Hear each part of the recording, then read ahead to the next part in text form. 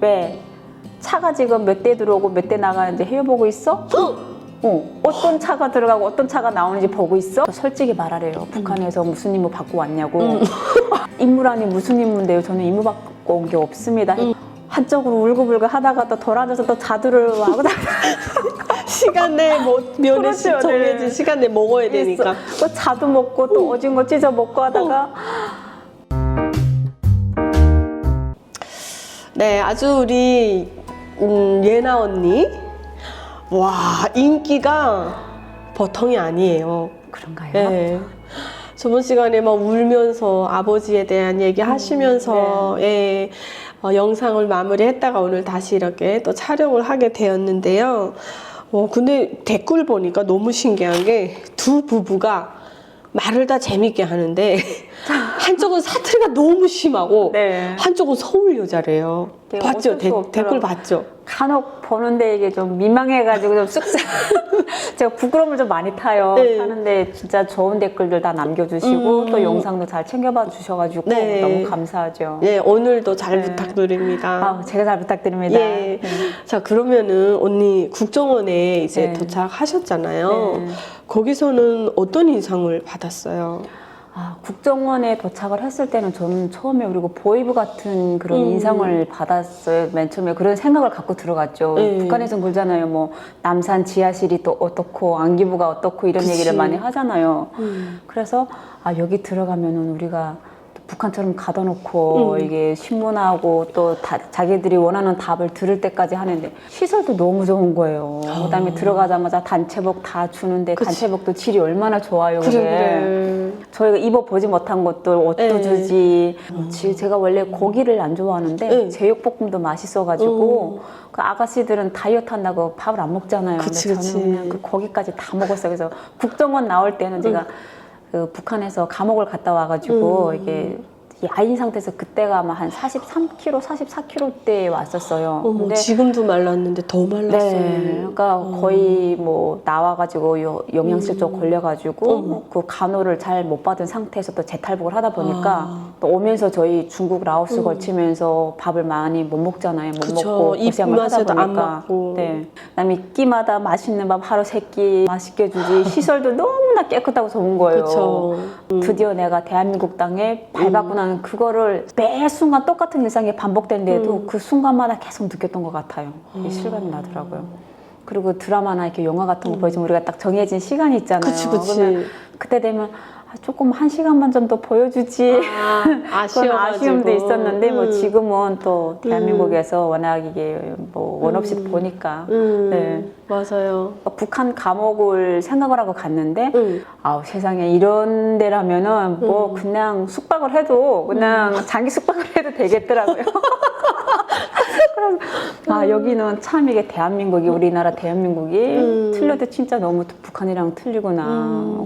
거기는 그런 게 없잖아요. 그렇죠. 제가 또 겪어봤고 그러다 보니까 국정원 생활을 했는데 한 가지는 조금 그때 힘들었던 게 국정원 지금 와서는 충분히 이해가 되는데 그러니까 저희 같은 경우는 남편하고 딸이 먼저 탈북을 했고 저희가 또 북송이 됐다가 왔잖아요. 그쵸. 근데 북송이 돼서부터 대한민국으로 오기까지 너무 단기간에 빨리 돌아서서 대한민국으로 왔나 봐요. 그러니까 보통 보면은 그 북한 보위부에서 풀려나는 것도 어느 정도 시간이 걸리고 그리고 또 다시 나오는 것도 탈북이 우리가 말처럼 쉽지가 않잖아요. 그러니까 어느 정도 시간이 걸리는데 그게 바로 탈북해서 나오니까 좀 집중적으로 조사를 좀 더 빡세게 했던 것 같아요. 그러니까 말 한마디를 해도 좀 모질게 하고 제가 사실을 얘기했는데도 어떤 때는 아니라고 막 얘기를 하고 하니까 어떤 때는 그 조사 설문지 쓰다가 막 눈물을 뚝뚝뚝뚝 떨고 분명히 나는 그게 솔직히 저희가 살면서 하도 험난한 일, 많은 일들을 겪었다 보니까 어렸을 적부터 저희가 그 태어나서부터 부모님 때부터 그걸 살아왔던 거를 다 쓰잖아요. 기억이 안 나는데 희한하게도 저 사실 저희 1인실이잖아요. 1인실 들어가면 다 기억이 나는 거예요. 기억을 살려가지고 손가락으로 몇 년도 입학을 하고 몇 년도 몇 년도 졸업을 하고 반 선생님 이름은 누구고 우리 반 친구들 해서 나름 성실하게 다 적고 조사도 받고 했는데 나중에는 그 거짓말 탐지기까지 하더라고요. 저희 기수에 그때 한 20, 30명이 됐었는데 거짓말 탐지기 한 사람이 한 3명 정도 됐어요. 근데 그때 저희 그 하셨던 분이 되게 저를 깐깐하게 하시더니 어느 날은 제가 창문에 내려다보고 있는데 하필이면 그 창문 밑에 차들이 이렇게 주차가 돼 있는 주차장이었어요. 그래서 저사 봤다가 머리 아프니까 창문을 내다보면서 아 여기는 참 차도 좋은 게 많고 주차 자리도 저렇게 라인을 딱 이게 해가지고 너무 좋네 하고 칸 딱 쳐가지고. 네 그리고 시간이 되면은 어김없이 주차를 하고 그쵸. 차키 빽 누르고 들어오고 너무 부러운 거예요. 그래서 저는 지금 하염없이 차 구경을 이렇게 하고 있는데 조사관 쌤이 오더니 말투가 딱 이래요. 왜 차가 지금 몇 대 들어오고 몇 대 나가는지 헤어보고 있어? 어떤 차가 들어가고 어떤 차가 나오는지 보고 있어? 거기서 본 거요? 올려다봤나? CCTV 있나? CCTV가 있었나 봐요. 우리 같이 온 사람들끼리는 야 여기가 산지 사방다 CCTV래. 근데 저희는 안 보이잖아요. 여기는 그쵸. 우리가 이렇게 까만색으로 이렇게 동그랗게 보이는데 거기는 보니까 안 보이잖아요. 아, 저는 아닌데요. 그냥 밖에 구경을 했는데 그리고 쌤은 나갔는데 그 순간에 그게 그렇게 서럽더라고요. 혼자서 펑펑 울었어요. 어머, 그리고 어떡해. 억울했겠다. 억울했죠. 저는 전혀 그쪽 관심이 없는데 그리고 그 이후에 더 충격적인 거는 선생님이 그 이후에 저한테 얘기하는 게 그래요. 또 솔직히 말하래요. 북한에서 무슨 임무 받고 왔냐고. 언니가 좀 그래 보였나 보다. 그랬나 봐요. 그래서 임무라니 무슨 임무인데요? 저는 임무 받고 온 게 없습니다 했더니 아 그러면 임무 말고 하다못해 이제 하나원 나가서 뭐 어떤 거를 알아보라고 하든지 누구를 만나라고 하든지 아니면 어떤 특정한 장소에 가라고 했든지 그런 말을 시킨 사람이 없냐 얘기를 하는 거예요. 저는 그런 게 하나도 없잖아요. 없는데 이분들이 이렇게까지 얘기를 할 정도면 저를 얼마나 그 속으로 의심을 하고 있었겠어요. 그래서 저는 아니라고 하다가 나중에는 그랬어요. 자, 선생님들도 아시다시피 여기 우리 남편하고 딸이 있는데 저는 남편하고 딸을 찾아 목숨 걸고 왔습니다. 선생님들이 생각하시는 그게 간첩 저게 어떤 의미인지는 알겠는데요. 제가 우리 남편하고 딸 목숨을 걸고 담보를 할게요. 저는 그런 일 없습니다. 그렇게 하는 것도 말을 안 하더라고요. 제가 남편하고 딸 목숨 담보를 걸었거든요. 저희 조사 끝나면 1인실에서 나오잖아요. 그 다음에는 뭐 우리 같은 고향 사람들끼리 얘기하고 또 같은 기수 얘기하니까 재밌게 지냈죠. 보통 네. 그 간첩으로 파견이 된다 하면은 가족을 보내진 않죠. 인지를 꼭 남겨둔다고 네. 하더라고요. 그렇죠. 근데 그분들은 또 그게 직업이고 그렇죠. 이해가 되는 게 뭐냐면 저도 몰랐는데 간첩이 그렇게 많대요. 그렇더라고요. 사람들이 넘어와서 탈북민처럼 하는 사람들도 있고 실제 또 북한 간첩들도 있다고 하더라고요. 아니 그러니까 근데 제가 너무 놀랬던 게 우리 캄보디아로 제가 왔거든요. 근데 그때 부부가 왔거든요. 근데 국정원에서 그 아내가 추방이 돼서 나갔어요.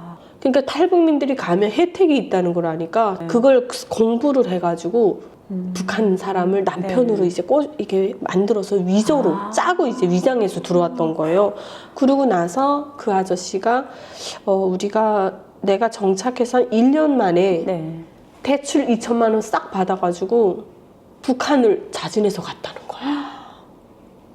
여기 와서 간첩질을 안 했는지도 의심스러워요. 그러니까 때리면 안 되겠지만 그렇죠. 정말 이런 혹독한 치밀한 조사가 이루어지는 거를 나쁘다고 할 수는 없겠더라고요. 그렇죠. 그래서 그때 저는 진짜로 억울했어요. 이게 아니 하필이면 이렇게 많고 많은 사람 중에 왜 나만 이렇게 힘들게 하지? 안 그래도 북한에도 저희 아빠도 두고 왔고 또 가족이 남겨진 가족은 있잖아요. 그러니까 내가 여기 대한민국 발을 들여놨다는 게 국정원에서 조사를 받으면서 실감이 났고 또 아빠랑 이제 다시는 못 보겠구나는 그 서러움과 슬픔이 있는데 자꾸 이렇게 간첩하고 욕하려니까 말만 들어도 심장 떨린다. 거짓말 탐지기 하는 날 있잖아요. 저는 떳떳한데 오늘 거짓말 탐지기 할 겁니다. 미리 얘기를 해주시더라고요. 근데 그게 뭐 여기다가 뭐 꽂고 이렇게 하는데 괜히 이게 손에 땀 나는 거 있죠. 어떡해. 속으로 이거 이러다가 이게 저게 기계가 워작동 나가지고 아니요 했는데 얘로 이게 판명이 나면 난 어떻게 되는 거지? 괜히 쫄았던 기억이 나요. 참 왜 나만 힘들게 하지 했는데 지금 내가 대한민국에 살면서 이제 정착을 해서 우리는 당당한 대한민국이잖아요. 그래서 나라의 국가 안보나 또 그치. 간첩들 이런 거 봤을 때는 당연한 거구나. 네. 네, 그런 생각이 들더라고요. 이래저래 어쨌든 마음고생을 네. 좀 했네요. 네. 아이고. 그러면 국정원에서 남편은 안 들어왔어요? 아, 면회를 딱 한 번 했어요. 그니까. 네, 남편하고 딸하고 저희 신우하고 신우의 남편이 이렇게 같이 면회를 왔더라고요. 어머, 몇 개월 만에 만난 거예요? 거기가 제가 1년, 한 1, 2개월쯤에 만났죠. 세상에.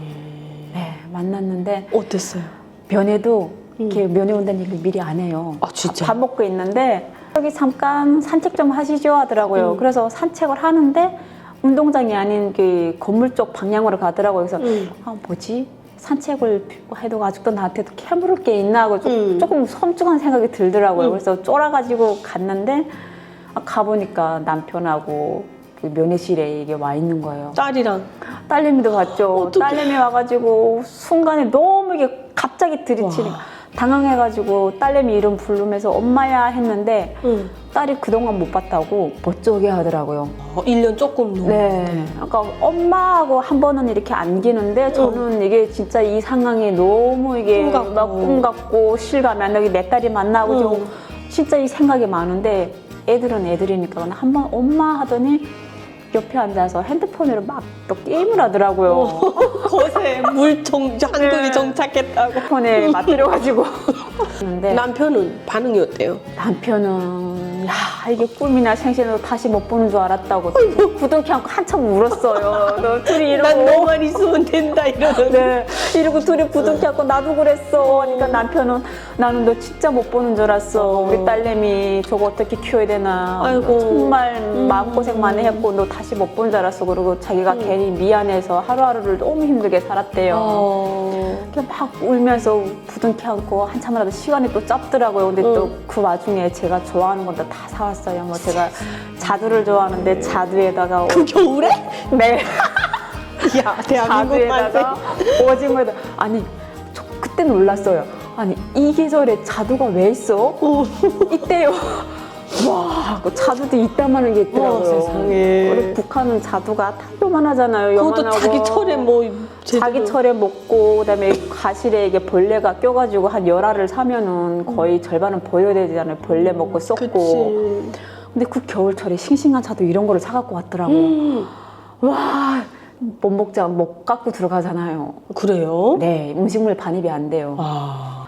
한쪽으로 울고불고 하다가 또 돌아앉아서 또 자두를 하고 시간 내에 면회 그렇죠, 정해진 네. 시간 내에 먹어야 되니까. 또 자두 먹고 또 오징어 찢어 먹고 하다가 그러다 보니까 1시간 넘게 근데 면회 시간이 1시간 했던 것 같아요. 1시간이 뚝딱 지나가지고 구석에서도 먹겠다고 그랬던 기억이 있어요. 근데 너무나 꿈만 같아서 진짜 지금도 그날의 그거는 생생히 기억나요. 야. 이게 꿈인지 생시인지 진짜 헛갈릴 정도로. 야, 애처가라고 네. 이제부터 바꿔야 되겠다. 지금도 한결같죠. 뭐 가끔 네. 가끔 생각하고 네. 어떡해. 야, 진짜 그날은 인생에서 절대 지울 수 없는 네. 날이겠어요. 우리 김철, 우리 남편분께서는 네. 얼굴이 좋아지셨던가요? 아니요, 그때 삐쩍 말랐더라고요. 자살하려고 했대잖아. 한강에 가서 네. 마누라 못 만나는 줄 알고. 한강다리에서 빠져 죽겠다. 그래도 한강다리 가보지도 못했어요. 근데 한강다리는 알아서 한강다리에서 빠져 죽겠다고 막 뉴스에서 한강다리에서 자살한 사람들이 많다는 건 그때 들었으니까. 그러니까 저랑 있을 때는 그래도 어느 정도 볼살이 있고 풋풋한 남자였는데 아니 대한민국 와서 이게 벌이 쏙 들어갔다 속으로 뭐야 대한민국 먹고 살기 좋다더니 저 사람 왜 말라가지 밥 뭐도 먹을 사람 어디 아파했더니 아프지는 않대요. 그러니까 그만큼 마음고생을 많이 했나 봐요. 그치. 네. 들어보니까 많이 힘들었겠더라고요. 딸 하나 데리고. 네. 그러니까 항상 저희 그 있을 때 제가 북한에서 그 중국 손전화기 해가지고 오기 전까지 남편이랑 전화 통화를 했었거든요. 했는데 항상 하는 말이 나는 소원이 하나 있다고 뭔데 했더니 야 여기 밤에 이 길거리에 불빛이 얼마나 밝은 줄 알아? 나는 네가 한국에 오면은 밤에 네 손 잡고 여기 한번 걸어보는 게 소원이래요. 얼마나. 그래가지고 나는 그게 이게 대한민국 밤거리를 잘 모르잖아요. 그래서 아니 그게 무슨 소원인데 아니 뭐 하다못해 뭐 큰 집에서 살고 싶다던가 아니면 차 타고 어디 간다던가 이것도 아니고 그게 아마 소박한 소원이었나 봐요. 그냥 밤거리 이게 가로등 불빛 밑에서 네 손 한 번 잡고 걸어보는 게 소원이라고. 그러니까 그 소리를 듣고 더구나 이게 재탈북을 저 솔직히 한 번은 겪었으니까 두 번은 좀 힘들잖아요. 그치, 무서워서. 네. 그래서 더 용기가 나고 결심이 섰던 것 같아요. 야, 네. 진짜 이 사랑은 정말 북한의 어떤 공포와 철조망도 못 막네요. 네. 어쨌든 상봉한 거 축하해요. 세상에. 국정원에서 그 시내 구경 안 시켜줘요. 어린애 때? 63빌딩 갔어요. 그때는 63빌딩이 제일 높아가지고 63빌딩이 뭔지 뭐 아무 정보가 없잖아요. 그래서 버스를 타고 서울 시내를 이렇게 지나가는데 너무 멋있는 거예요. 이야 이게 진짜 드라마에서 보던 거랑 이 뉴스에서 봤던 게 진짜 맞네. 오기를 잘했다. 중국에서 봤던. 그러면 정말 잘했다 했는데 조금 놀랐던 거는 건물마다 간판이 너무 타닥타닥 붙어 있는 거예요. 근데 북한은 그런 게 없잖아요. 그쵸. 그냥 뭐 아파트 3, 4층짜리 딸랑 하나 있고 개집들이 휑하지. 휑한데 이거는 건물 하나에 요만한 간판 있으니까 적응이 안 되더라고. 대체 저 간판은 몇 층에 있고 몇 호실이라는 거예요. 아니면 저기 사는 사람들이 거주를 하느라고 붙여놓은 거예요. 의문점이 많이 들더라고요. 그 63빌딩을 갔는데 또 사람들이 어디서 들은 정보는 있어가지고 거기 가면 맛있는 음식이 많대요. 엘리베이터를 타고 올라가는데 끝도 없이 올라가는 거예요. 귀가 멍해지는데 엘리베이터를 처음 타봤잖아요. 그 높은 곳. 그치. 그러니까 너무 올라가니까 귀도 멍하지. 처음에는 이게 뭐가 뭔지 모르겠더라고요. 그래서 그 밥 먹는 그 허실에 딱 들어갔는데 미리 테이블이 다 이렇게 세팅이 되어 있더라고요. 진짜 기빈으로 대접받는 느낌? 그런 장면은 우리가 저거 북한의 TV에서 볼 때 뭐 김일성이 저거 다른 나라 그 대통령들이 왔을 때 그 연애 만찬상 그런 그때나 걸 봤지. 그때 북한 뉴스에서 그거 봤잖아요. 뭐 외국 나라 어느 대통령이 오셨습니다 하면 이렇게 테이블이 쫙 있고 그쵸. 컵이 있고 이런 거를 봤는데 우리가 지금 그걸 받아본 이야 이거 김일성 김정일이야 부럽지 않네. 우리도 이런 날이 있는데 그다음부터 음식을 먹으라고 하는데 뷔페를 가봤어야 알죠. 지금 두리두리 이거를 지금 어떻게 먹나 싶어가지고 음식 나오기를 앉아 기다렸어요. 그랬더니 선생님들이 여기는 기다리는 게 아니고 가서 드셔야 됩니다 얘기를 하더라고요. 떠서 먹어요. 네. 근데 몰랐어요. 저는 그냥 이게 다 갖다 주는 줄 알았어요. 뷔페를 경험을 못 해봤어요. 네. 그래서 접시를 가지고 갔는데 어머 세상에 음식까지가 몇 시까지가 되는데 너무 황홀하게 이거 뭐를 집어야 될지 모르겠는 거예요. 그래서 이거 눈치를 보다가 저희 말고도 그때 한국 사람들 많이 이용을 하더라고요. 그래서 그 사람도 이렇게 가만히 이렇게 가서 보다가 그 사람들이 집으면은 따라가서 하나씩 집었어요. 근데 이게 또 뷔페는 우리가 하나씩 집어다가 여러 번을 먹는 걸 또 모르잖아요. 그치. 그러니까 지금 어느 사람이 집으면 저게 맛있겠다 싶으면 그것만 또 한 이만큼 담고 해서 결국은 한 접시에 4가지인가 5가지인가 밖에 못 담았어요. 자리가 없더라고요. 눈에 음식은 많은데 이게 여러 개를 담다 보니까 이게 아쉽네. 일단 먹어보자 했는데 그게 욕심이지. 이게 위가 작잖아요. 탈북민들이 워낙 그 땅에서 못 먹고 하니까 이게 위가 다 작아졌잖아요. 그치. 그래서 그거를 먹고 그 이후부터는 맛있는 걸 하나씩 가져오는데 끝내 거기 있는 음식을 다 못 먹어봤어요. 근데 그때 그 경험이 지금도 아직 제가 63빌딩 그 이후로 못 가봤거든요. 너무 비싸서. 그래서 그때 그 음식들 지금도 눈앞에 어른거리는 게 한 번은 꼭 가족들이랑 가보고 싶다. 저는 그때가 진짜 신세계였어요. 그쵸. 거기 63빌딩에 올라가면은 정말 또 다 내려다 보이고 그러잖아요. 한강 내려다 봤어요? 안록강만 보다가? 못 봤어요. 못 봤어요? 너무 이게 쫄아가지고 멀리는 못 보겠더라고요. 이 차하고 사람이 보이는데 거짓말하는 요만큼 보이는 너무 거예요. 높으니까. 진짜 떨어지면은 뼈도 못 치를 것 같은 거예요. 무서워.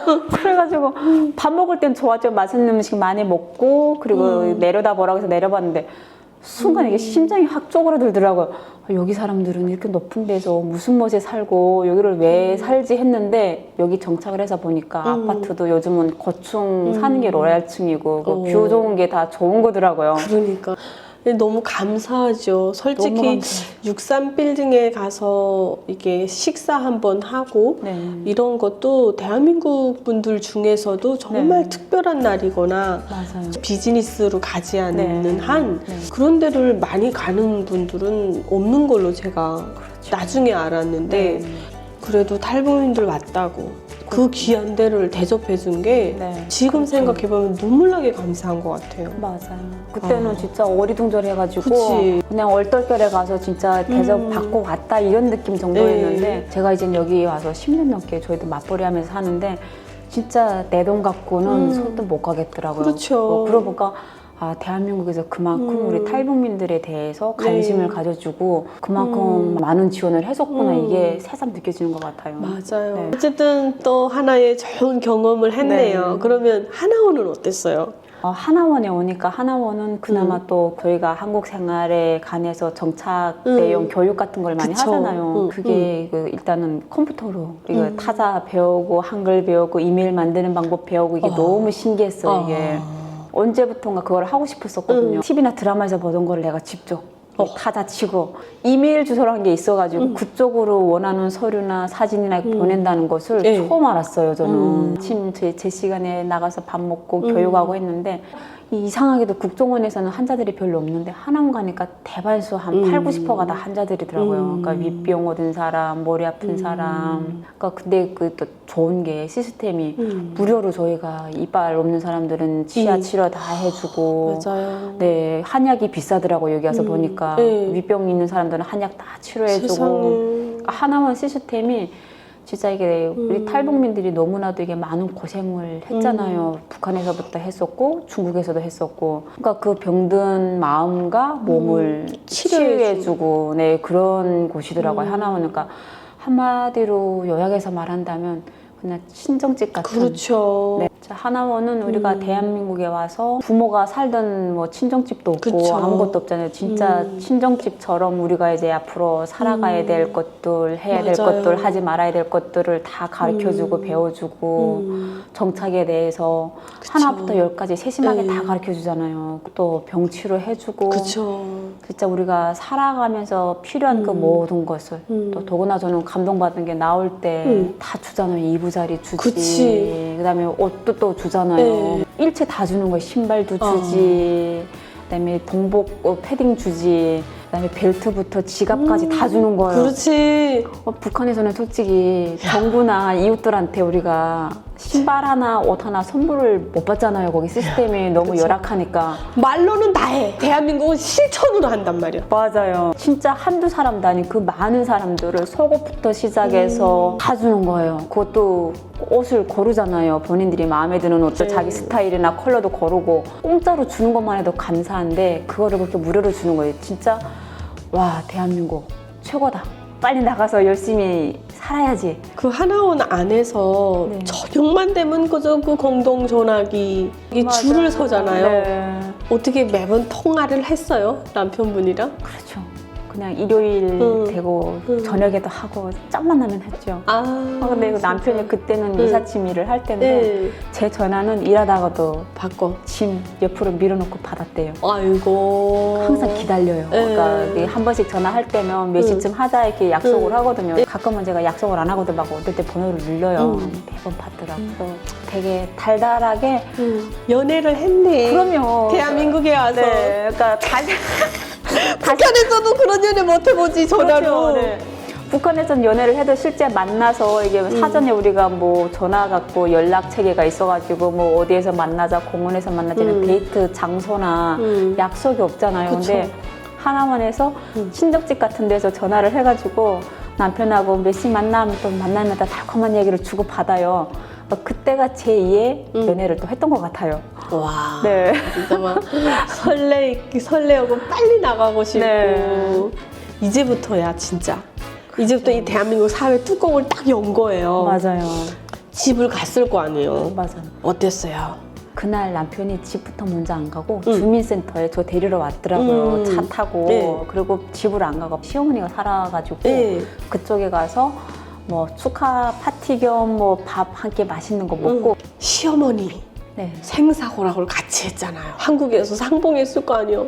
그렇죠. 시누이분들이랑 네. 어땠어요? 상봉하고서 시어머니도 또 부둥켜 안고 울어요. 야, 그때 우리 그러니까 그 부둥켜 안고 울면서 내가 이 대한민국 땅에 먼저 오긴 왔지만 네가 빨리 따라 못 쏘면은 또 그 길이 막히면 너 못 보고 살까봐 엄청 시어머니도 마음을 많이 졸였대요. 괜히 내가 먼저 와가지고 내가 따라가지 못하면 또 아들내미 내외를 또 갈라놓은 것 같고 우리 딸내미 또 엄마 없는 자식 만들 것 같고 해가지고 마음 졸이시고 울고 계셨대요. 아이고. 그러니까 그 어머님 보시기엔 얼마나 짠했겠어요. 아들이 자기 배우자 없이 또 딸내미 데리고 살고 하는 게 어머니 입장에서는 세상에. 너무 짠했는데 진짜 부둥켜 안고 울었어요. 그러니까 옛날 북한 보이부에서 고생했던 것 완전히 네. 혁명동지잖아. 전후에 전후. 예. 그다음에 또 집결소에서 고생했던 거 나와서도 같이 이거 했던 거 밤새 어머니 우리 그때 그랬었죠. 그랬지. 또 어머니 그때 우리 이런 일도 있었잖아요. 그랬지.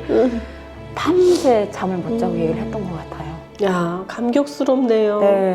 근데 어머니가 참 똑똑하신 분이요. 되게 유식하세요. 야, 정말 조금이라도 이런 나약하신 분이면 두 분이 그 북한 보위부에서 살아나오셨을까라는 생각이 들 정도예요. 맞아요. 그러니까 저희 와. 2명 중 진짜 1명만 흔들렸어도 예. 저희는 벌써 살아나왔죠. 와, 결국에는 이렇게 다 성공을 해서 네. 시누이분들은 어떻게 알아보겠던가요? 대한민국 물을 너무 많이 먹어갖고. 뭐 알아보겠더라고요. 너무 이뻐져가지고 그다음에 옷도 세련되게 입고 하니까 못 알아보겠더라고요. 그분들이 노력을 안 하고 또 뭔가를 안 했으면은 저희 삶이 달라진 게 없었겠죠. 그렇죠. 근데 집으로 왔는데 아이, 밑에 1층에서 딱 엘베를 누르니까 집까지 그냥 바로 한 번에 슉 올라가는 거예요. 엘리베이터.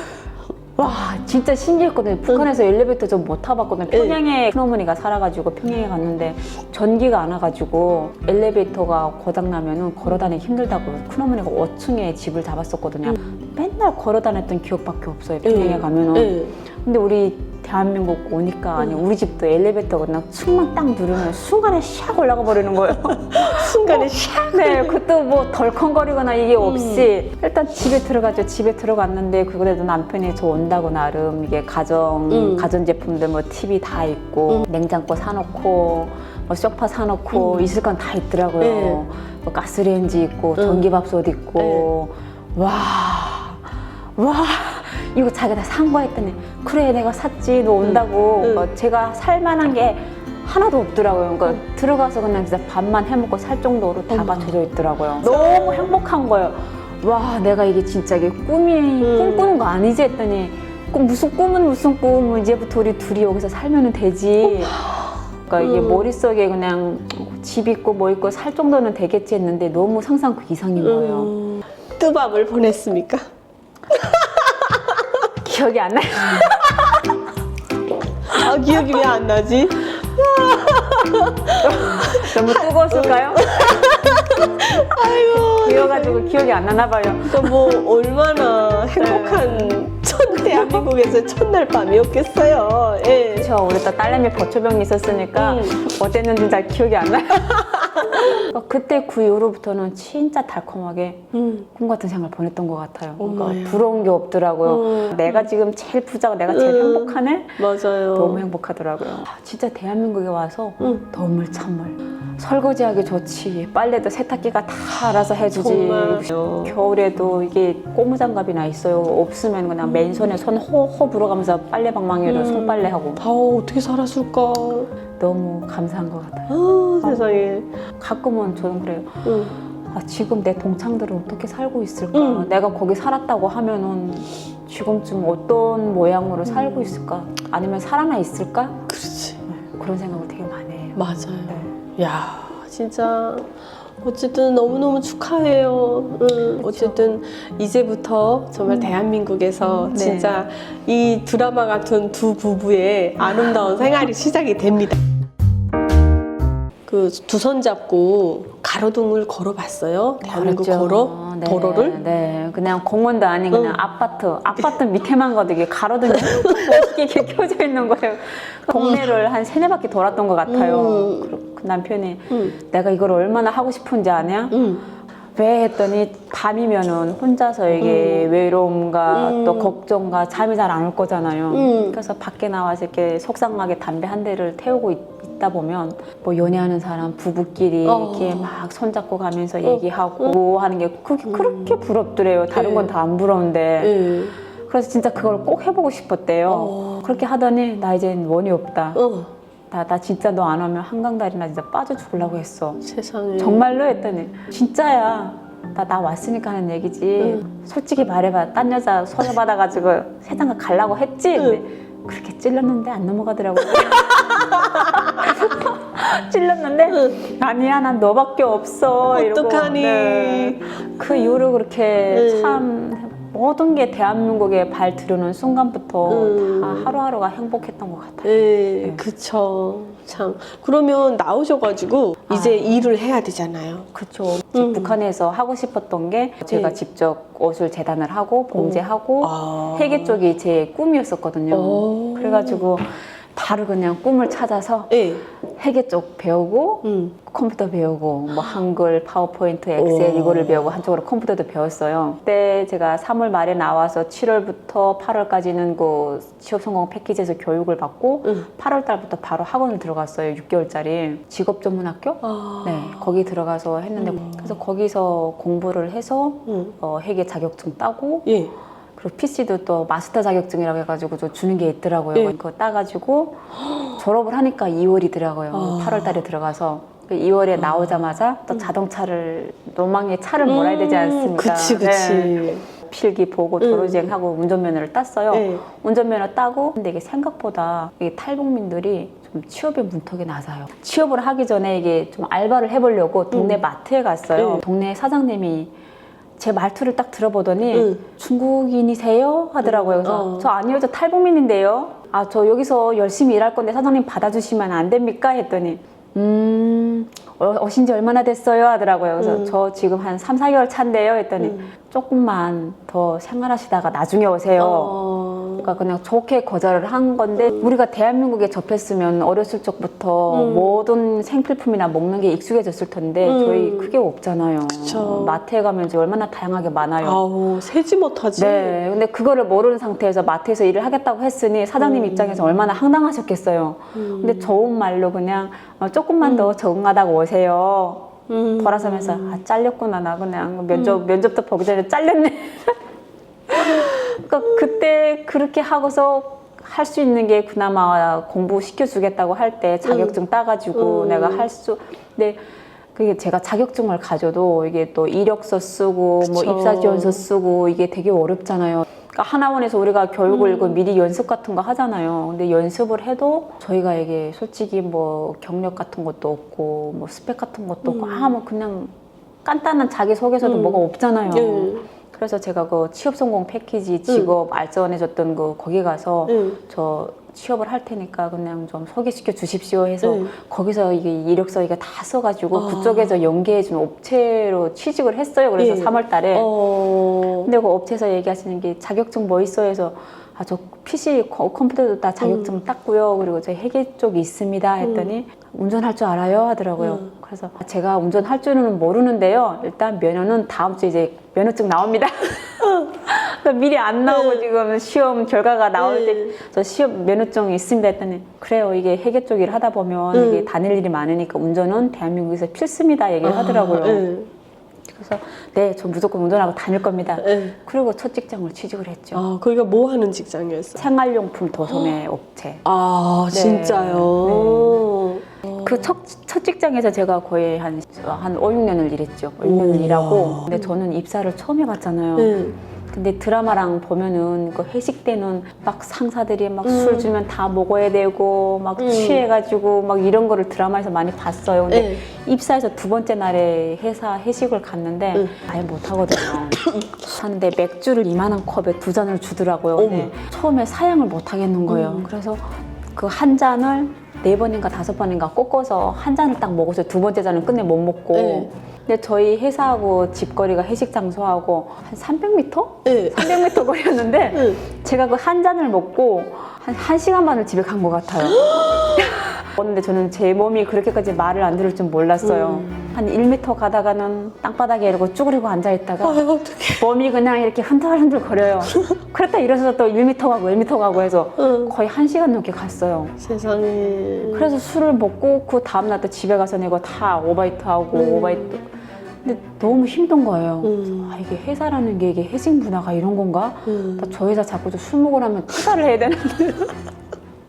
진짜 고민을 많이 했어요. 그러니까 사장님이 다음에 가시더니 얘기를 하더라고요. 술 못 먹는 것 같은데 괜찮았어요? 하더라고요. 근데 저 1시간 반 갔습니다 했더니 그다음부터 회사에 소문이 나버린 거예요. 그러니까 회식 자리면은 당연히 술을 안 권하더라고요. 그러니까 사이다나 콜라를 줘요. 예. 그래서 그 점이 마음에 들었던 것 같아요. 그러니까 강제로 뭐 술 먹이고 윗사람들이 막 먹이는 게 없었어요. 예, 드라마는 또 다양한 그냥 하나의 그냥 드라마일 뿐이니까. 그렇죠. 예.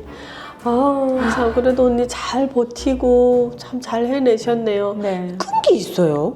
어머. 근데 직장도 너무 힘들어가지고 제가 이게 적응을 하는데 이게 한계가 있잖아요. 그 금방 나와서 딸내미도 또 유치원 보내야 되는데 유치원 보내는 것부터 시작해서 직장 가야지, 집을 챙겨야지 이게 사람의 한계점이 오더라고요. 예.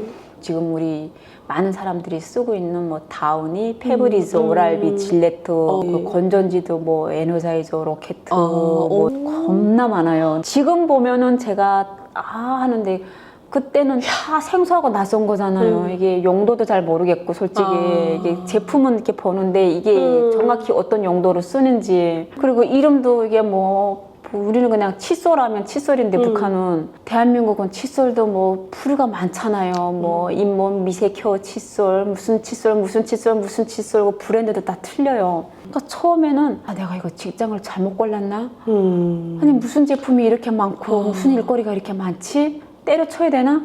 진짜 고민을 여러 번 했어요. 근데 그렇게 하면서 제가 진짜 처음에는 이렇게 수첩에다가 다 일일이 적었어요. 박스를 보면은 건전지도 한 박스에 몇 개고 지금 생각을 해보면 저희 건전지 종류가 뭐 에너자이저, 백셀, 듀라셀, 로켓 이게 있거든요. 건전지가 그 건전지를 부르는 사람들이 틀려요. 이게 보면 우리 큰 전지, 작은 전지가 있잖아요. 근데 AA 주세요. 어떤 사람들은 또 3A 주세요.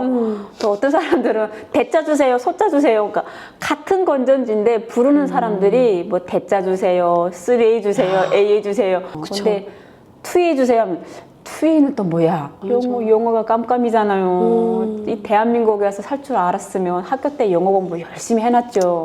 근데 북한은 영어를 배워봤자 내 인생하고는 너무 무관하다고 거리가 생각을 멀었죠. 해가지고. 그렇죠. 그러니까 내가 어차피 나중에 영어 교사가 안 되고 내가 빽이 있어가지고 뭐 세관 같은데 통역관으로 안 들어갈 건데 영어는 해서 뭐하게. 여기 오니까 전체 다 외래어고 2A 달라지 3A 달라지 이건 대체 무슨 말이야. 들어놓고 보면 같은 말이에요. 진짜 눈물을 뚝뚝 떨구면 AA는 각기 2A A 3개는 3A 그렇게 해가지고 하나하나 다 적었어요. 지금 이게 제가 요즘 그 유튜브 보면서 사람 많은 분들이 또 사투리가 얼마 없다 이런 거를 많이 말씀을 해주시더라고요. 근데 제가 그때 취직을 해서 제가 발주 같은 것도 받았었거든요. 영업도 같이 하고 이게 거래처 전화하면 전화 받고 했는데 제일 충격이었던 게 전화를 하면 말투가 저희가 아무리 뭐 여기 말을 흉내를 낸다고 해도 그 억양하고 특히 단어들 같은 게 머릿속에서 나도 모르게 북한 사투리 단어들이 탁탁 튀어나와요. 진짜 어떤 사람은 대놓고 물어봐요. 조선족이세요? 아닌데요? 하면 그럼요. 저 탈북민인데요? 네 하고 가요. 또 가끔은 이렇게 전화를 하면 또 어떤 분들은 우리 사장님한테 뒤에다 또 전화를 건대요. 사장님 저 직원분이 이게 소통이 잘 안 되니까 직원분 혹시 조선족이세요? 또 사장님한테 전화를 건대요. 왜요? 하면 아니 말이 서툰 게 이게 뭐를 알 것 같지가 않고 자기네하고 이게 영업 거래처 영업을 못 하겠다고 사장님이 직접 해주시면 안 돼요 이렇게 전화를 한대요. 근데 사장님은 또 그거를 제가 빨리 성장하기를 바라니까 그걸 또 숨기지 않고 얘기를 해주세요. 그때마다 내가 받았던 게 뭐지 저 사람들이 내 말이 조선족 같아 보였나? 뭐 그렇다고 뭐 조선족을 비하거나 이건 아니고 말투가 그러니까 내가 완전한 대한민국 사람이 못됐구나 하는 거를 자꾸 느꼈던 것 같아요. 그래서 나중에는 전화가 오면 제가 피했어요. 이거 전화 안 받고 좀 대신 전화 받아 주셔가지고 저한테 그냥 발주서만 주시면 안 돼요? 했더니 아니래요. 이 사회에서 살려면 자꾸 부대껴보고 경험을 해봐야 된다고. 네가 잘하든 못하든 알아서 해 하고 맡겨버리시더라고요. 그러니까 또 맡겨주면은 책임감이 있잖아요. 그쵸. 그러면 말 한마디 한마디 할 때마다 온 신경이 머리카락까지 쭈뼛이 서요. 사투리 안 쓰려고, 말 실수 안 하려고. 그러니까 초반에 한 4년까지는 계속 조선족이세요, 뭐 북한 사람이세요 이렇게 하는데, 근데 그게 지금 보면은 당연한 건데 그때는 상처 아닌 상처가 돼버렸던 것 같아요. 왜 사람들이 나를 색안경을 끼고 보지? 사투리 쓴다고 왜 나를 부족한 사람처럼 보지? 되게 이렇게 많이 좀 힘들었던 것 같아요. 그리고 또 일을 잘 못하면 또 욕먹어서 깨지기도 하고, 그럼 또 그런 날은 또 집에 와서 혼자서 펑펑 울어요. 펑펑 울어가지고 또 남편한테 다 이실 찍고 울면서 내가 오늘에 무슨 일이 있었는데 나 힘들어 하면은, 그때 또 남편이 그래요. 그래, 너 그냥 때려쳐. 그렇게 가감하게 얘기를 해요. 때려치지 않을 거 아니까. 그러니까요. 야, 그래도 참고 해야지 하면 제가 더 힘들어. 더 힘들어가지고 네. 진짜 이게 한데, 가감하게 그냥 너 때려쳐. 어차피 내가 너 벌어 먹고 살리니까 우리 셋이고 뭐라든 못 먹고 살겠냐? 대한민국에 쌀 있고 고추장만 있으면 되는데, 김치 있고 고추장 있으면 야. 되는데. 그렇게 얘기를 하니까 쿨쩍쿨쩍 울다가, 그래, 근데 우리가 지금 내가 목숨 걸고 대한민국에 와가지고 뭘 겁내는 거야. 때려치라면 먹고 살릴 남편도 있는데 갈 때까지 가보는 거지 하고 또 어떻게처럼 또 일어서게 되는 거야. 아, 멋있다. 네. 응. 그냥 때려쳐. 너 너무 스트레스 받으면 안 되니까 그냥 때려쳐. 그러니까 주변에서 얘기를 하면 귀담아 들어요. 아, 내가 아는 북한 단어는 이건데 남한에서는 저렇게 얘기를 하네. 그리고 또 이럴 때는 높낮이를 살짝 조절을 해가지고 이렇게 얘기를 하네. 그러니까 항상 보면 말을 하는 것보다 경청을 많이 했던 것 같아요. 이럴 땐 이렇게 얘기를 하고, 요 단어는 요 단어구나. 이게 외래어가 많은 데다가 이게 남한은 또 엄청 말이, 북한보다는 이게 또 단어가 많이 풍부하잖아요. 표현법이. 네. 그래서 이렇게 적응을 하다 보니까 그다음부터 나중에 뭐 전표도 찍고, 또 출고 오면 출고도 하고, 또 지게차 배워가지고 지게차 오면 또 물건 상하차도 하고, 또 실으러 올 때면 까대기 해가지고 물건도 또 실어주고. 건전지 한 박스가 무거워요. 물건 업체 나갈 거 있으면 그거를 다 날라서 피킹을 하고 다방면적으로 일을 했던 것 같아요. 그 모든 관리를 해가면서 뭔가를 하나씩 할 때마다 그 힘은 들지만 성취감 같은 거 있잖아요. 그쵸. 그러니까 제품을 익히고 나니까 욕심에 그 제품의 출고전표를 찍고 싶고, 또 출고전표 찍으니까 나중에 이제 물건 실으러 오면 또 지게차에서 물건 실어주고 싶고, 또 제 바로 차에 실는 거 보면 뿌듯한 그 뭔가가 있더라고요. 주인의식이 생긴 거네. 네, 그쵸? 주인의식과 함께 사소한 거라도 내가 하나하나씩 내가 이뤄가고 있고 성장하고 있구나, 이런 야. 그 기쁨이 있더라고요. 힘은 들지만. 그렇게 해서 거의 진짜 한 1년은 진짜 힘들면서도 성장을 했던 것 같아요. 야, 그래도 월급날은 날아갈 것 같지 않습니까? 그렇죠. 월급날은 날아갈 것 같아가지고 딱 통장에 돈이 찍히면 진짜 일이 힘들어서 그 다음날은 아침에 이게 출근을 하면서도, 야, 내가 이거 오늘 또 회사를 가? 때려쳐? 가? 마음에서 갈등이 엄청 많아요. 근데 한 달씩 일을 하고 월급이 딱 찍히잖아요.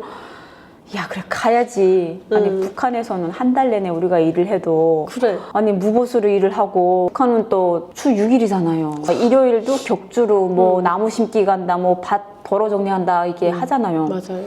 근데 대한민국은 이게 주 5일 근무제인데, 그것도 나가면 따박따박 돈 주는데, 야, 이거를 때려치면 또 안 되지. 이러고 또 아침이면 또 가요. 그때는 또 차가 없었어요. 차 없어가지고 아침에는 자전거를 타고서 출근을 하는데, 나가서는 일단 힘들어도 출근 시간은 또 즐겁더라고요. 일단 나가면 즐거워요. 자전거 타고 콧노래 부르고 콧노래 부르고 또 회사 출근을 해가지고 신나게 하다가 또 실수해서 또 영 한바탕 먹으면 또 기분이 또 저기압으로 쑥 내려가요.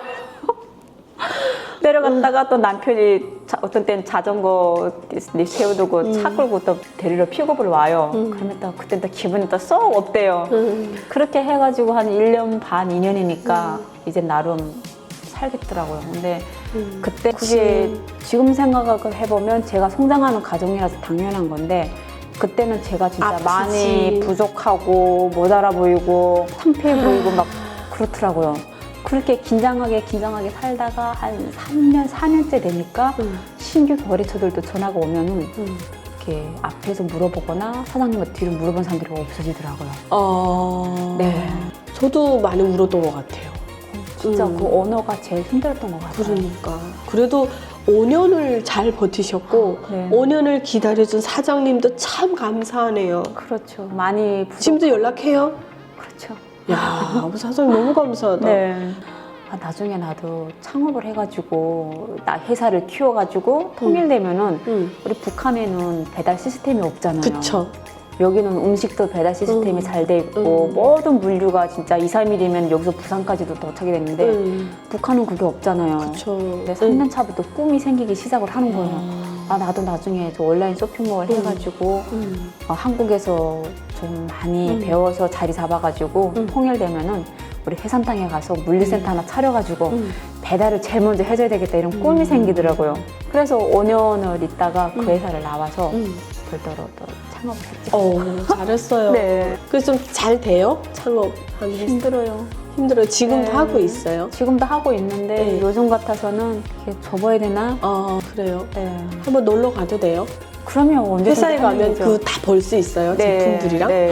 나 너무 궁금하다. 5년을 버티고 창업을 한 회사가 어떤 회사인지. 네. 네. 여러분 기다려주세요. 제가 갈게요. 회사 일이라는 게 나중에 알고 보니까 각자의 역할이 있고 분담이 있잖아요. 뭐 전표 치는 사람은 전표만 하고 회계한 사람 회계하고 또 물류는 물류 쪽만 하고 근데 저는 그걸 다 했었거든요. 그때 직원도 또 많지 않았고 근데 이게 물건이 또 다음날 나갈 거를 뭐 입고가 늦게 되면 피킹을 해놔야 다음날 물건 출고가 첫 시간이 되는데 위에 사장님들이랑 뭐 부장님들이 막 피킹을 해요. 퇴근 시간 지났는데도 또 그러면 저는 또 퇴근을 못 해요. 나오려고 하다가 가방 내려놓고 또 같이 하고. 같이 피킹 다 해서 랩 다 작업해서 나갈 준비 다 되고 같이 퇴근을 하고 그런 게 있었거든요. 일 있으면 또 토요일 날도 나오고. 그니까. 네, 그러니까 한 번도 뭐 토요일 날 같은 때 나왔다고 뭐 지금 보면은 뭐 특근수당, 야근수당 다 따지더라고요. 근데 그런 것도 한 번도 저는 캐물은 적도 없고. 네, 그냥 당연히 회사에 일 있으면 내가 할 일이구나. 네. 그렇게 했으니까 아마 이게 또 좋게 봐주시지 않았나 싶어요. 네. 그러네요. 아유, 어쨌든 적응 잘하셨고, 이 진짜 북한에서 같으면 여자가 운전한다는 건 꿈도 못 꾸잖아요. 그렇죠. 네. 운전은 그러면 언제부터 했어요? 저는 그때 회사 들어갈 때 사장님한테 회사를 골랐던 목적이 그때 딸내미가 유치원 때라서 엄마 손이 많이 필요하잖아요. 또 이게 혼자서 남편이 벌어가지고 세 식구가 살기에는 뭐 부족하진 않지만 미래를 꿈꿔봤을 때 좀 그렇죠. 맞벌이 해야지. 네, 그래서 그냥 집에만 있을 수 없는 상황이라서 제가 회사를 취직할 때 첫 번째가 그거였어요. 이제 딸내미가 아프거나 딸내미 가난 일이 있을 때면 1시간 정도 먼저 퇴근을 할 수 있고 또 언제든지 이게 비상 상황이 생기면 저 회사 좀 조퇴해서 1시간, 2시간 나갔다 오게 해주십시오. 그 조건이었었거든요. 우리 회사에서 또 집하고 거리도 많이 제가 봤었고요. 근데 그때 회사가 또 멀리 좀 이사를 갈 예정이었어요. 제가 얘기를 했어요. 저는 이 회사 들어올 때 집하고 가까운 회사였고 또 편의를 봐줘가지고 입사를 했다. 돈은 저희 안 따졌거든요. 그래서 그때 최저시급을 받았었는데 근데 멀리 가게 돼서 저는 아무래도 퇴사를 해야 될 것 같습니다 했더니 회사에서 중고차 하나 사주더라고요. 우와. 네, 면허를 땄으니 그거를 갖고 출퇴근을 하래요. 중고차 하나 샀어요. 그 엠파크 수출단지에서 차를 하나 샀는데 타보더니 이거 타고 가래요. 가는데 면허는 실기를 따고 직접 도로주행 하고서 거의 뭐 한 7, 8개월을 했잖아요. 오늘 저녁부터 이 차 몰고 가자 해서 대답은 네 했어요. 하고서 회사 앞마당을 저녁에 2바퀴, 3바퀴를 돌았어요. 못 나가겠는 거예요. 아니 나가려고 하니까 차들이 그냥 쌩쌩 왔다 갔다 하는데 제가 꼈다가는 제 차랑 저랑 막 튕겨져 나갈 것 같은 거예요. 그래가지고 이게 운전이 이렇게 어려운 거였나?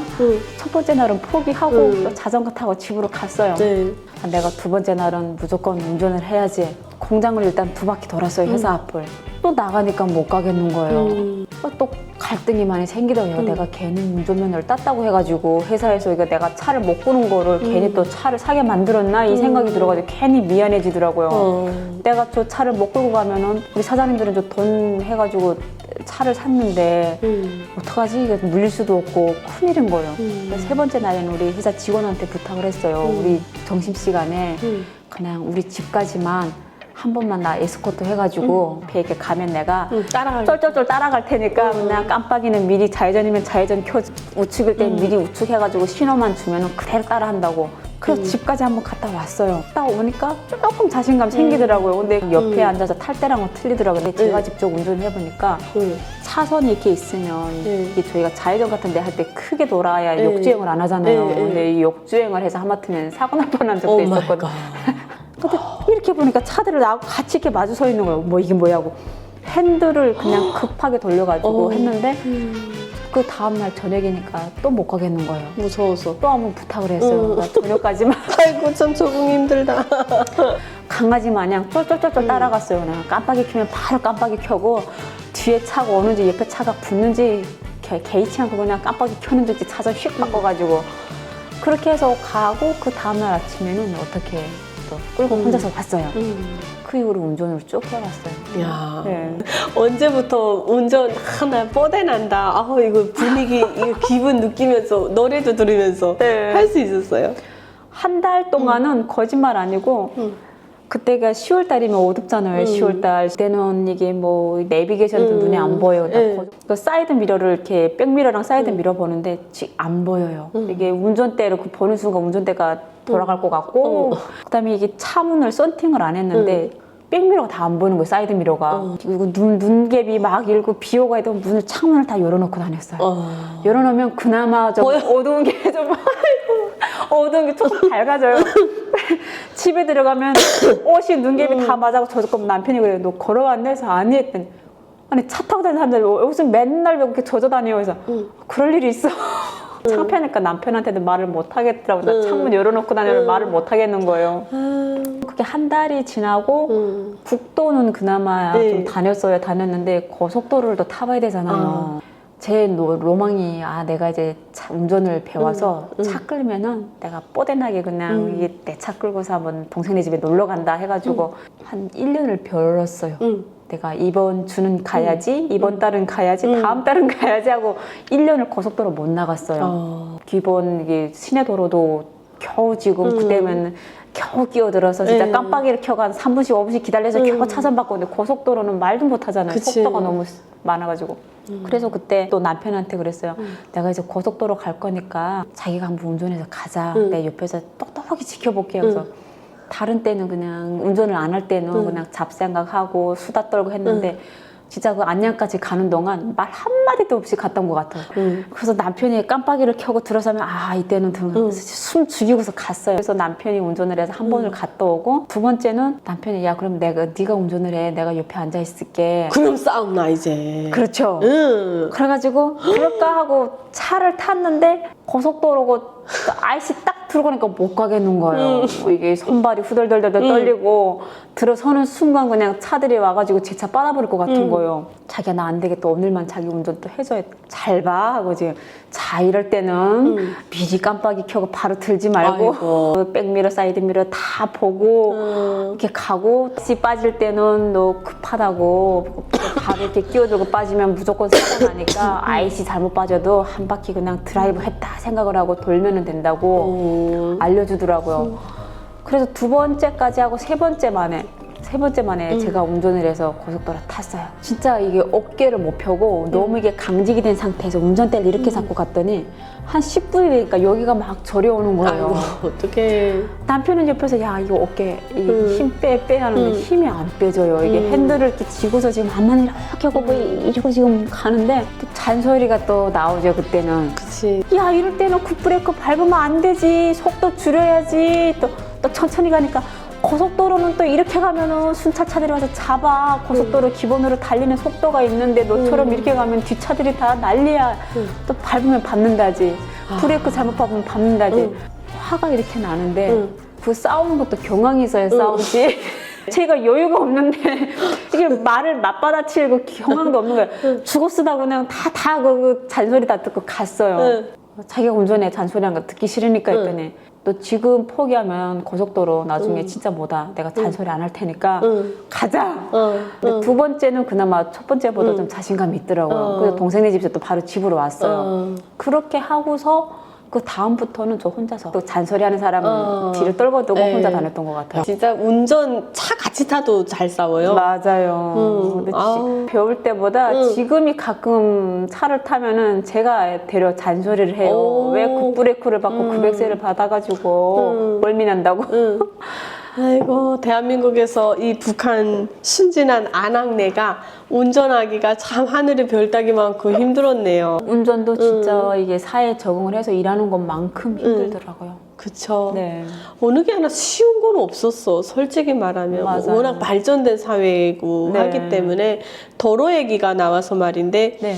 드라마에서 봤던 것랑 똑같은가요? 똑같더라고요. 도로에 어떻게 쓰레기 하나가 없어요. 와, 그 심지어 뭐 큰 대도로가 아닌 아파트 작은 단지에 있는 도로, 큰 대도로. 그러니까 시민 의식이 높아가지고 누구 하나 쓰레기를 길바닥에 버리는 사람이 없고 매일 아침이면 또 미아원들이 청소를 하잖아요. 맞아요. 정말 깨끗하더라고요. 그런 거 보고 진짜 놀랐어요. 우리는 북한에서 새벽마다 아침에 나와서 도로 청소하고 보수 작업을 해도 쓰레기더미잖아요. 그치, 솔직히. 개똥, 소똥 그냥. 네. 아유. 거기다가 사람들이 쓰레기는 그냥 길 가다가도 휙 버리고 휙 그치. 버리고 하는데 대한민국 도로가 너무 깨끗해가지고 야, 내가 이렇게 드라마에서 보던 현실을 내가 꿈이 아니고 내가 그 현실에 살고 있구나. 그러니까 이게 대한민국에 와서 도로 하나 보고 엘리베이터 하나 보고 또 새로운 장소를 가고 공원 같은 데 가고 해도 실감이 다 났던 것 같아요. 그쵸. 공원 또 잘 해놨잖아요. 엄청 자주 휴게 공간부터 시작해서 먹을거리, 볼거리 너무나도 예쁘게 꾸며놓고 처음에는 엄청 좀 다녔어요. 보는 곳마다 희한하고 새로 보고 뭘 보러 생각하는 다녔어요?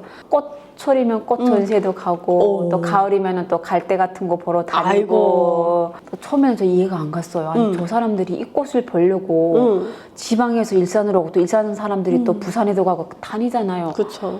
와, 참 시간도 많고 참 관심도 많다 했는데 지금 보니까 그게 다 문화생활이고 그래요. 즐거움이고 여행이고 네, 스트레스를 사귀고. 풀고 좋은 거더라고요. 그래서 그런 거를 새삼스럽게 생각을 할 때마다 나도 점점 대한민국 국민이 되어가는구나 이런 느낌을 받아요. 그래요, 맞아요. 우리 뭐 북한에서 꽃 하면은 김일성과 김정일과 그렇죠. 그렇지. 네. 근데 그냥 일반 꽃인데 이름을 갖다 붙인 거예요. 맞아요. 그런 것들이나 온실에서 키워서 그 동상에 갖다 놓는 거는 알았지. 네. 언제 우리가 꽃 구경하러 다녔냐고요. 그렇죠. 나는 놀랐던 게 그 김정일이라는 여기서 많이 못 봤는데 그 김일성아 그거는 우리가 뉴스에서 엄청 뭐 인도네시아 누가 이거를 해가지고 수령님께 선물로 뭐 바치고 맞아요. 우리가 한번 만져본 적도 없고 본 적도 없잖아요. 그래요. 근데 여기 오니까 웬만한 꽃집은 그거 다 팔더라고요. 화분을. 이야 이거 아무것도 아니고 김일성이 지 이름 갖다 붙여놔갖고 진짜 할 짓이 없다. 별걸 다 무상화를 해놨어. 그 꽃, 여기 꽃집에서는 아무것도 아니고 가지고 그 차를 박람회. 하는데 그때 박람회 갔는데 보면 그 차 옆에 예쁜 그 아가씨들 이렇게 차 옆에 서 있어서 이게 모델처럼 파는 거 있잖아요. 저 사람들이 그러면 차 파는 사람들인가 했는데 아니더라고요. 그 사람들이 차 보러 왔는데 그 아가씨들 옆에서 사진을 남성분들이 다 찍더라고요. 남편분 같이 갔어요? 같이 갔죠. 근데 눈이 절반은 차를 보고 절반은 딴 방향을 보고 있어요. 이렇게 따라가서 눈동자를 봤더니 차랑 아가씨랑 반반으로 보는 것 같았어요. 그러면 일부러 가서 그 옆구리 쿡 찔러가지고 차가 저게 백미러 사이드미러가 잘 생겼네, 저 앞에 라이트가 멋있게 생겼냐면 그렇지, 영혼 없는 대답을 하더라고요. 진짜로 이게 사람들이 너무 붐비고 또 물어보면 또 설명도 잘해요. 북한 같으면 우리 시장에 가서도 물건을 우리가 안 사는 사람이면 설명을 잘 안 해주잖아요. 사겠어? 아니 사겠으면 아니 말하겠어. 네. 이런 사람 대놓고. 맞아요. 그리고 대놓고 이거 옷차림새 보고 돈 있는 사람 없는 사람 가리고. 근데 맞아요. 그런 데 민망하게. 가면은 다 설명을 해주고 그래. 너무 서비스가 좋잖아요. 그렇지. 그러니까 안 사도 내가 뭔가를 문의를 하고 질문을 했을 때 다 대답해주고 공손하게 한 거 보면 뭔가가 내가 대접받는 느낌. 그렇지. 네, 돈을 안 써도 이게 사람 차별이 없이 대해주는 그게 너무 좋았던 것 같아요. 그러니까 이게 뭐 우리가 눈으로 보는 뭐 네. 욕심이나 이게 부보다는 네. 뭔가가 자꾸 새로운 것들이 열리고 그렇지. 보이고 네. 느끼고 북한 속담에도 그런 말 있잖아요. 집안에는 똑똑이보다 나단에는 모서리가 낫다. 맞아. 맞아. 그런 속담이 있잖아요. 아, 이게 대한민국에도 통하는 말이구나. 그런 속담이 있는지는 모르겠지만 사회성을 알고 예. 또 사람들하고 어울려 살아가는 방법을 배우고 그렇죠. 이 사회가 어떤지도 잘 알고. 그래서 우리 말 못하고 살았잖아. 맞아요. 말하고 싶어도 꼭 참아야 되고 하고 싶은 말 그쵸. 하면은 못 하잖아요. 그러니까 내가 이렇게 생각을 하고 말을 뱉고 싶어도 옆에 눈치 한번 쓱 이렇게 보고 속으로 중얼거리고. 그러니까요. 대중 앞에 나서봤자 자체 비판하고 그다음에 애매한 사람들 싸잡아가지고 호상 비판이나 하고 그런 거밖에 없어가지고 그래도 온라인상에서 댓글 남겨주신 분들한테 너무 감사하고 고맙더라고요. 예. 이게 진짜 마주보면 인사를 하고 싶더라고요. 아, 이제 마주볼 날이 올 거예요. 진짜 여기 네. 오면은 이 말할 거리들이 정말 다양해. 맞아요. 그러니까 북한에서는 우리가 말하고 싶은 자유도 빼앗겼을 뿐더러 또 말하고 살 여유가 없었던 것 그렇죠. 같아요. 뭐가 즐거워서. 그럼 네. 무슨 얘기를 하겠어. 네. 까딱 말 한마디 잘못하면 잡아가는데. 그렇죠. 그러니까 정부 비난을 하고 살기 힘든 신세 타령하면은 잡아가고. 그렇죠. 그렇다고 뭐 상대방한테 막 해봤자 똑같이 힘들거나 더 힘든 사람들한테 뭐를 터놓고 의지를 그렇죠, 하고 그렇죠. 그러니까 그 환경 자체가 안 됐던 것 같아요. 맞아요. 근데 지금은 제가 이렇게 회사분들도 가끔 이렇게 얘기를 하면은 저는 소통도 잘하고 또 제가 필요한 정보도 아 그런 게 있었어 아 이것도 좋은 거네 이렇게 새로운 정보도 얻어 듣고 또 제 속상한 거 하면은 안 해요 하고 또 위로도 받고 이게 소통을 많이 하는데 너무 즐거운 거예요. 그러니까 북한에서는 경험해 보지 못한 위로와 소통 이게 살아가는데 큰 힘이 되는 것 같아요. 아우 여러분 감사합니다. 저희에게 좋은 말 엄마가 네. 이제 고민형이랑 깎아 사갖고 올게 하고 나왔다고 그랬잖아요. 근데 딸이 괜찮았어요. 엄마한테 어떤 그런 약속을 안 지켰다는 실망이라든가 이런 게 없었어요. 그러니까 다른 거는 괜찮았는데 딸내미가 딱 그것만 기억하더라고. 엄마 나쁜 엄마 깎아하고 이거 사갖고 온다고 해가지고 영영 안 온다고 애가 한 7살 때까지도 외우더라고요. 엄마가 그때 나 깎아랑 사주고 뭐 해준다고 이모한테 두고 갔잖아. 그 말을 들을 때마다 얘긴데 나 자꾸 가슴 후벼 파는 거예요. 나는 사실 그러고 싶지가 않았는데 나도 모르게 애한테 상처를 준 거잖아요. 그러니까 어린애가 그 마음을 다 표현은 못했어도 얼마나 엄마가 그립다 못해 그게 그림이 쌓였으면 엄마를 저렇게 네, 그렇게 생각을 할까. 그러니까 엄마를 자기 버리고 갔다고 그렇게 생각을 하는 것 같더라고요. 그 아기가 이제 여기 어릴 때 왔잖아요. 네. 그러면 유치원 보냈잖아요. 네. 어떤 차이를 느꼈어요? 그러니까 제일 이게 힘들었던 게 어린이집 다니면서 이게 다른 건 더 몰라도 하나원에서 이렇게 애들 육아에 대해서는 안 가르쳐 줬잖아요. 아, 그건 없다.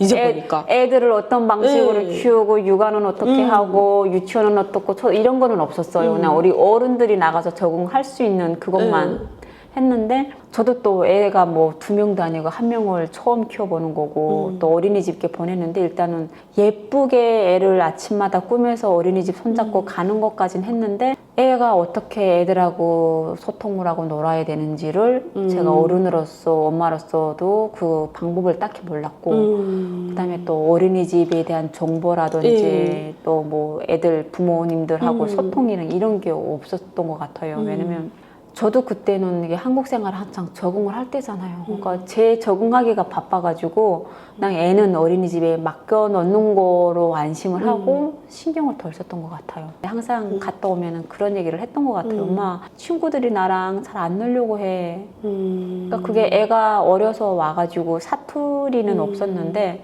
어울려서 노는 방법을 몰랐던 것 같아요. 그러니까 여기 애들은 뭐 2-3살 때부터 같이 이게 뭐 문화센터도 다니고 또 엄마들끼리 커피숍에서 수다 떨고 애들끼리 같이 뭐 장난감 같은 정보라든지 우리 애는 뭐 장난감도 어려서부터 많이 못 가져 놀고 그러니까 모든 정보가 다 뒤쳐져 있었던 것 같아요.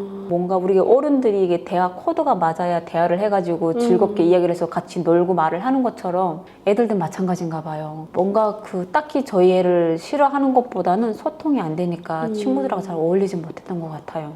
마음 아팠겠다. 네, 그러니까 그때는 그냥 저러다가 나중에 조금 크면은 본인 스스로 애들 사귀고 하는 방법을 알아가겠지 했는데 초등학교 한 2학년까지도 힘들었던 것 같아요. 그래서 제가 초등학교 선생님들이 이렇게 바뀔 때마다 얘기는 했어요. 저희 애가 북한에서 와가지고 학교 생활에 잘 적응을 못하면 한 번만 동안 저희 애 2번, 3번만 좀 잘 지켜봐 주십시오. 무슨 일이 생기면 연락을 주십시오 했더니 아마 안심시키느라고 그랬는지 잘 했는지 몰라도 그래도 그만하면 활발하게 애들하고 잘 놀고 있어요. 항상 이 대답을 해주셔가지고 했는데 지금 보니까 이렇게 학부모 청회 같은 거 한 번씩 가면은 네. 또 나서기 좋아하는 어머니들 있잖아요. 그러면 학부모 청회 끝나면 아 저희 어머님들 커피 한 잔씩 하고 가시죠 하는데 저는 일을 하다 보니까 학부모 청회도 이렇게 일하다가 중간에 시간을 내서 오는 거잖아요. 그냥 아 저는 일이 바빠서 이만 실례하겠습니다 하고 갔던 게 이게 애한테는 많은 도움을 못 줬죠. 이게 또 대한민국 하면은 엄마들 또 애들 육아 치맛바람 장난 아니잖아요. 요즘은 산후조리원부터 이게 산후조리원 동기부터 시작되더라고요. 애들이 세상에 태어나서부터. 그러세요? 네. 아무튼 애에 대해서는 그런 정보나 이게 교류가 없이 했던 것 같아요. 근데 다행히도 애가 그늘에 안 지게 지금은 잘 커져서 스스로 잘 컸으니까 애한테 고마울 뿐이죠.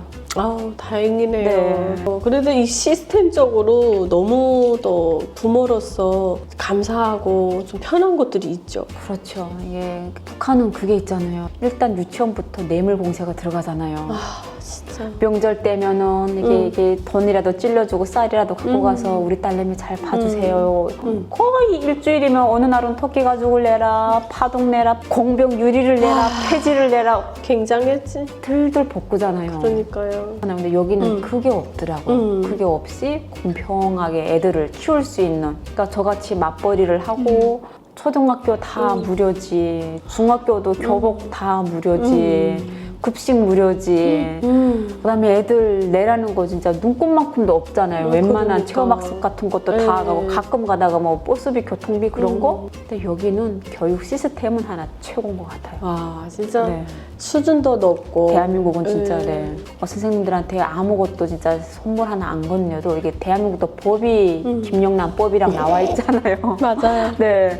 그런 거 없이도 애들 키우기에는 너무나 시스템이 잘 돼 있는 것 같더라고요. 그러니까 그래서 지금은 어찌 보면 그러니까 이렇게 어디 뭐 여행 갔다 오거나 뭐 해도 딸한테 물어봐요. 선생님한테 이거 간식이라도 갖다 드리고 뭐 립스틱 하나라도 갖다 드려야 되지 않냐? 하면 딸내미가 그래요.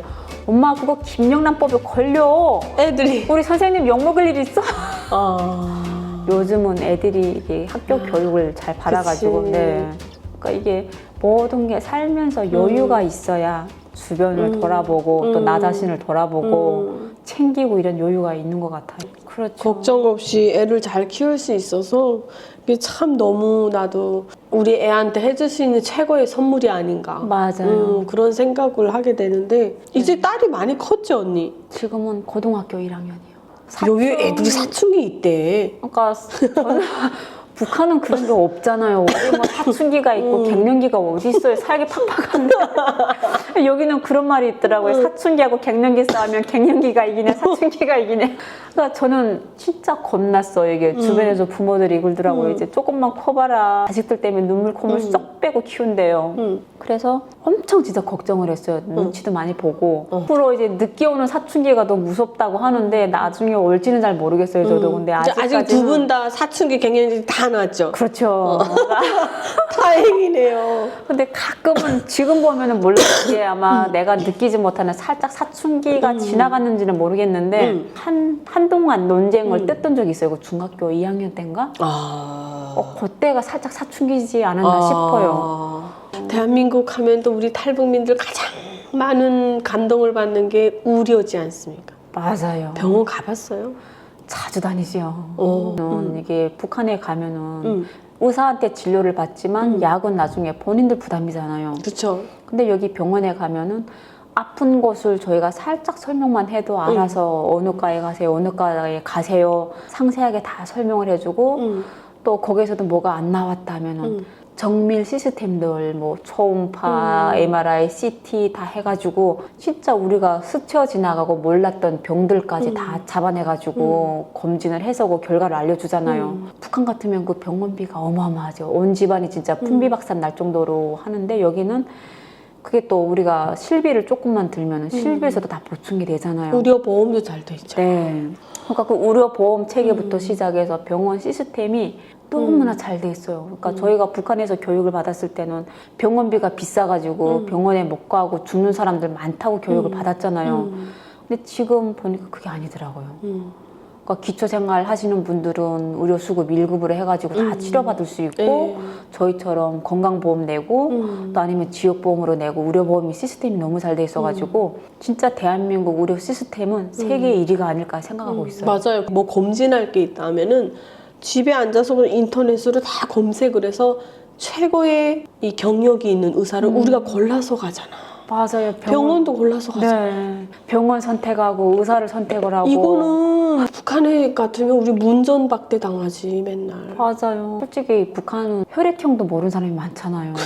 병원을 못 가보니까 내 혈액형이 뭐 A형인지 B형인지. 그러니까 우리 딸내미가 아파할 때마다 의사 선생님들한테 뇌물 고여가지고 안 봐주겠다는 거 좀 봐주세요 하고 봐주면은 본인들이 가서 알아서 어디 가서 약 사갖고 오세요. 우리가 약을 사갖고 가잖아요. 그렇죠.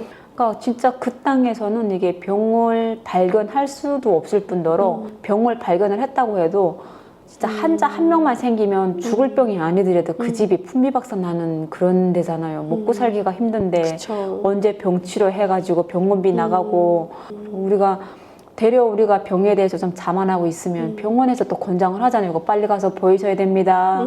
치료받아야 됩니다. 다 알려주잖아요. 건강검진 때면 또 문자가 와서 기일 전에 건강검진 받으셔야 합니다. 또 예약일자 되면은 언제 몇 시 예약이 되어 있으니까 그치. 와서 받으세요. 이 시스템 하나가 너무 감사하고 그래서 고마운 것 같아요. 한국 분들이 오래 사시는 거래요. 북한이랑 수명이 15년에서 20년 차이 나잖아요. 이제는. 지금은 아마 더 줄었을 것 같아요. 그러니까 여기는 진짜 내가 아무리 못 먹고 못 살아도 쌀에 김치에 장 있고 안에 수시로 더물 찬물 나오지 집이 있지 나가서 일한 것만큼 돈 주지 아프면은 병원에 다 보일 수 있지 이렇게 살기 좋은 나라가 어디 있어요.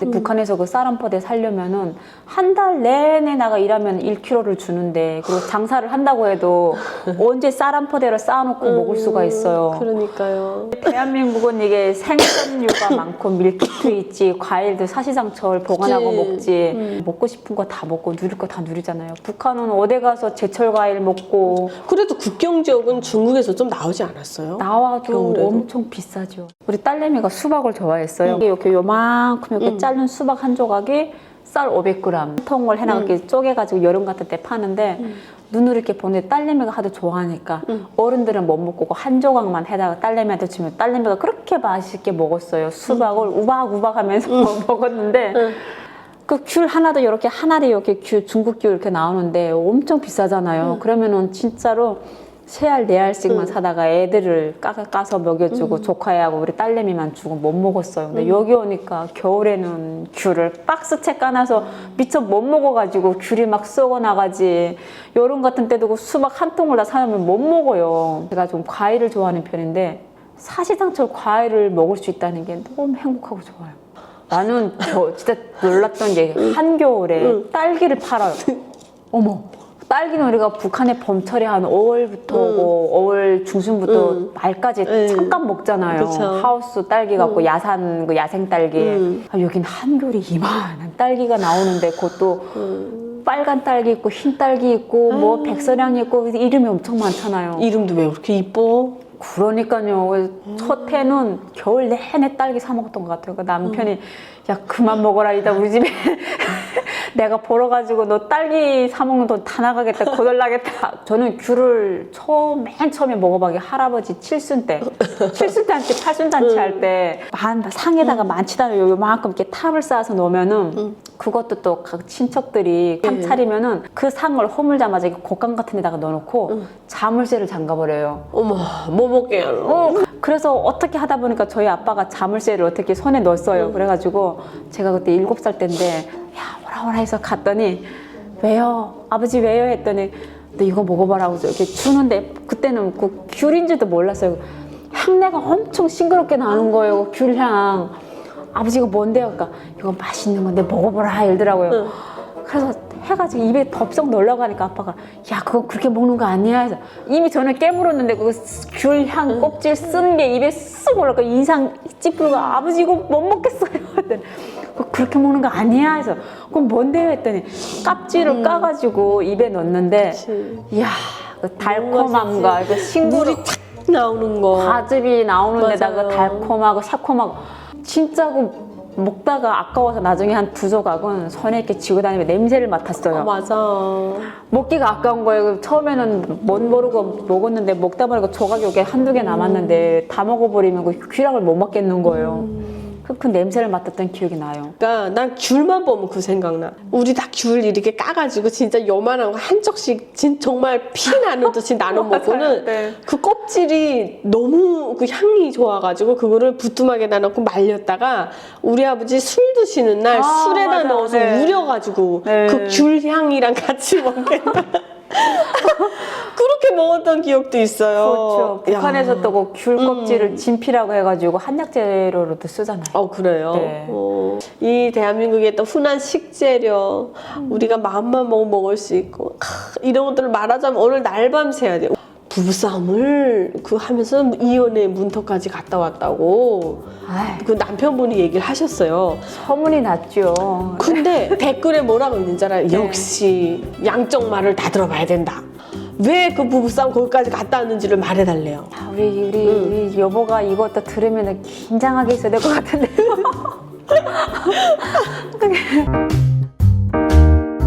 부부싸움을 하면서 이혼의 문턱까지 갔다 왔다고 아이, 그 남편분이 얘기를 하셨어요. 소문이 났죠. 근데 댓글에 뭐라고 있는지 알아요? 네. 역시 양쪽 말을 다 들어봐야 된다. 왜 그 부부싸움 거기까지 갔다 왔는지를 말해달래요. 우리 여보가 이것도 들으면 긴장하게 있어야 될 것 같은데요.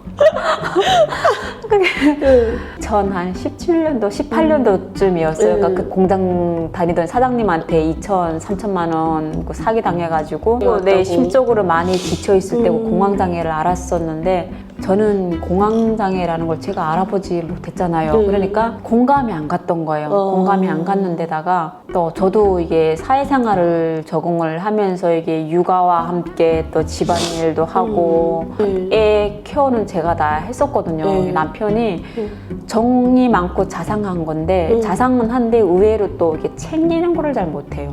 마음은 안 그런데 표현을 잘 못하고 제가 말로만 잘하시는구나. 나 너만 있으면 돼. 그렇게 해석이 되나요?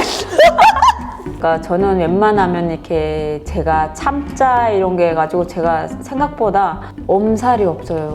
그래서 뭐 아파도 나 아파 막 이러고 막 말하고 다니거나 막 저 혼자서 막 약 챙겨 먹고 이런 스타일이 아니에요. 그냥 내가 좀 아프네 좀 이따 괜찮아지겠지 혼자서 끙끙 앓는 스타일이거든요. 저는 그러니까 모든 것들이 저한테는 이렇게 누적이 돼가지고 저도 그러니까 심적으로 육체적으로 지쳐 있었던 상태였던 것 같아요. 그러니까 부부가 살다 보면 과도기가 있잖아요. 그쵸. 그러니까 그때가 아마 저희 부부의 과도기였던 것 같아요.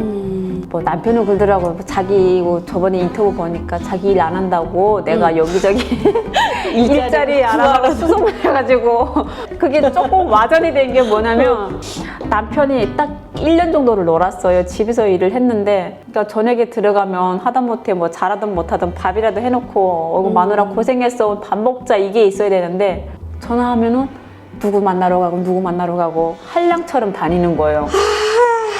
그러니까 속이 부글부글 하는 거예요. 그러니까 근데 초반에 한 몇 개월 정도는 그냥 그래 이때까지 힘들게 일을 했으니까 열심히 이삿짐 일도 하고 나름 회사 생활 했잖아요. 그러니까 남편도 쉬어가는 시간을 주자.